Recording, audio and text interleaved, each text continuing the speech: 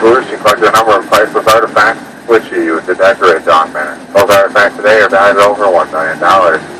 I'd love to take you guys inside to show you the interior of Dawn Manor, but there's a couple reasons why I can't.